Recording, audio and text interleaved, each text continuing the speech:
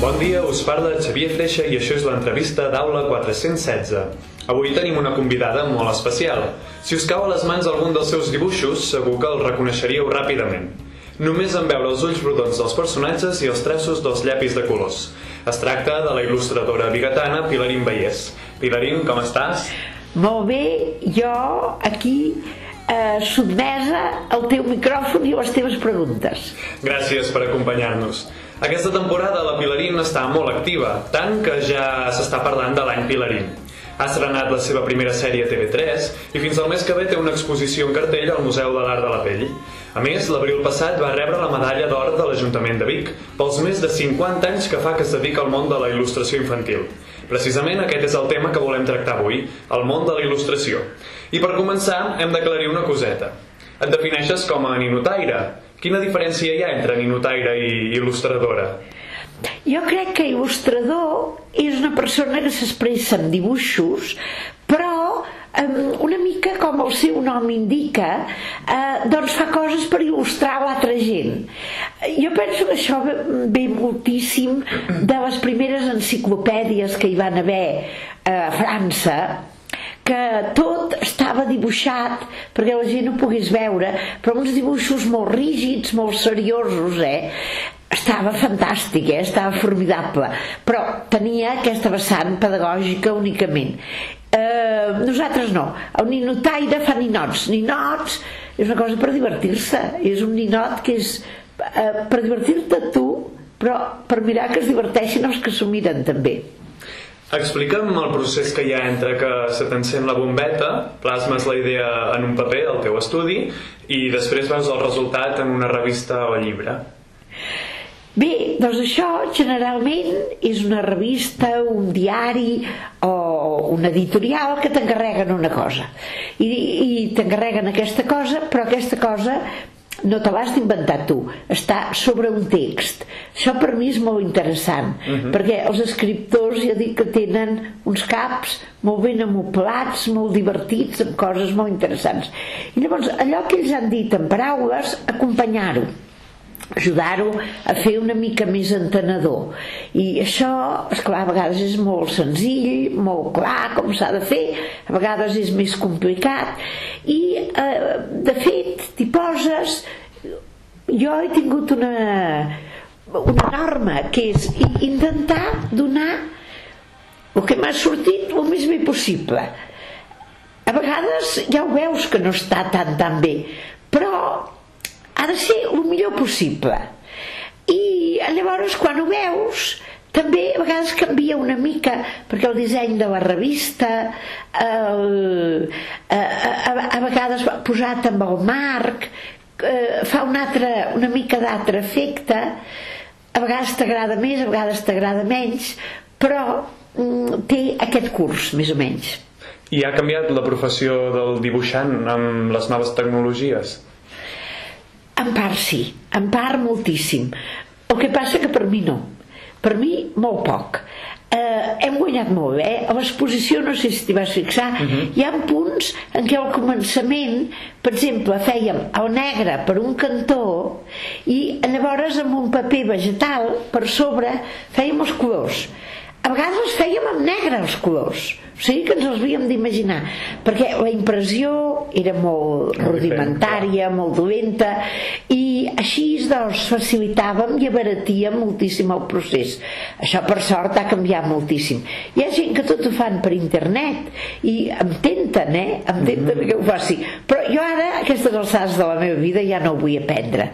Jo el llapis, el paper i la tela o la fusta per pintar em sembla més bé.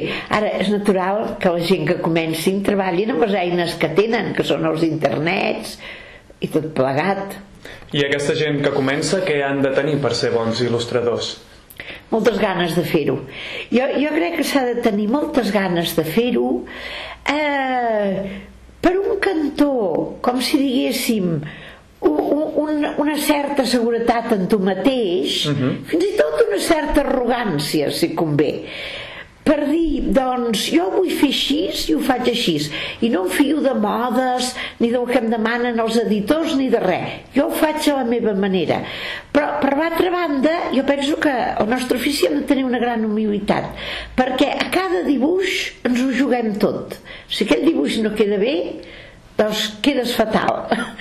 I llavors aquesta humilitat per cada cosa que sigui com el més important que fas a la vida, com que comencessis. I suposo que també hi pots buscar una mica de valor afegit, no? Per exemple, doncs, ets il·lustrador, però també et pots ser capaç de crear doncs, els propis textos, no? Això deu ser un valor afegit a la professió. Seria un valor afegit, i hi ha gent que ho fa. Jo no ho he fet quasi mai. Una vegada que vaig fer un llibre escrit, el vaig il·lustrar després, però generalment al revés. A mi m'agrada molt treballar amb el text d'un altre, perquè tu mateix, jo per exemple hi ha una cosa que m'agrada molt, temes de festes populars, tot això. Si jo ho fes pel meu compte sempre faria això, i en canvi no se m'acudiria mai fer un llibre d'astronautes, i en canvi m'hi trobo que ho tinc que fer. Ara per exemple tenim una col·lecció que figura que és una gata la protagonista, potser no s'ho hagués acudit mai.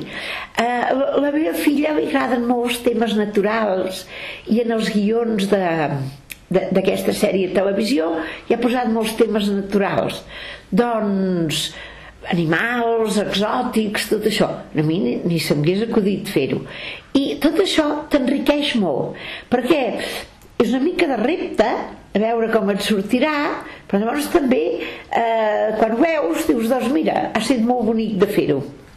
Ara parlaves de la sèrie que heu estrenat aquesta temporada a TV3 amb la Marga, la teva filla i col·laboradora. En parlarem després. M'agradaria demanar-te també quines són les principals dificultats del vostre ofici.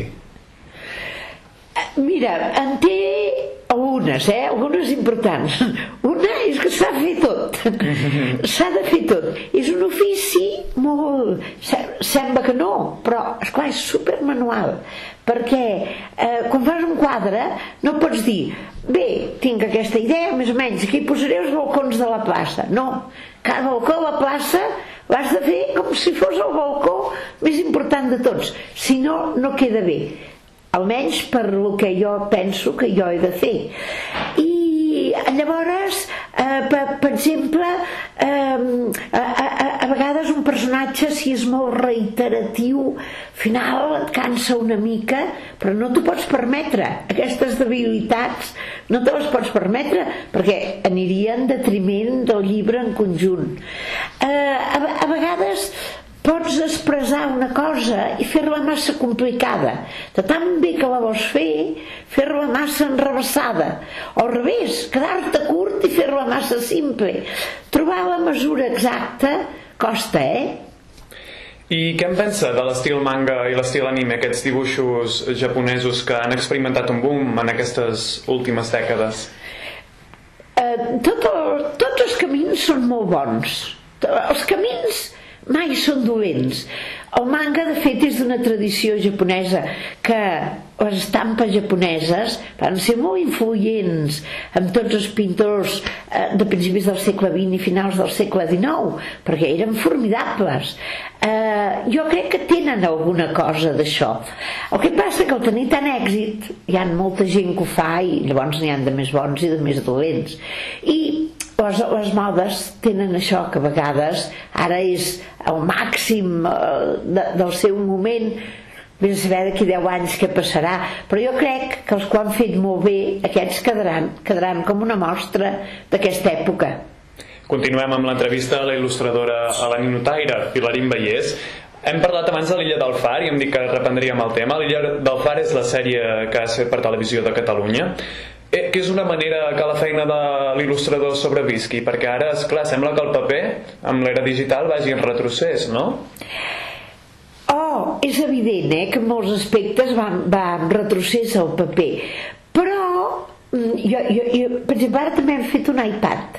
Jo no ho havia fet mai, això, i la veritat és que és molt divertit i està molt bé, però jo tinc l'esperança que si hi ha algun punt en el que el llibre es conservarà és el punt dels llibres de nens, perquè la gent adulta sí que molt fàcilment poden rebre molts tipus d'informació de moltes altres maneres, i els nens els primers, perquè les tècniques les dominen molt.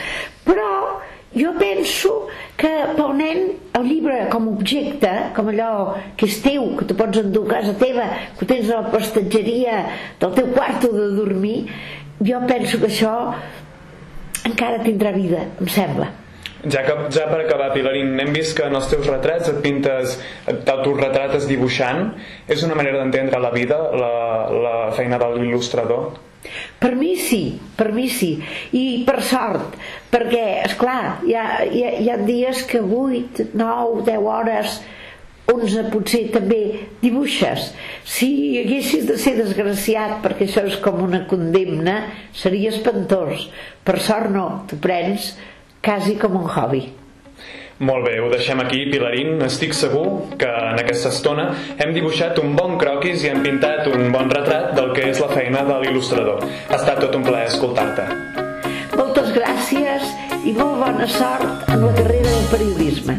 Això és tot per avui. Gràcies per la vostra atenció.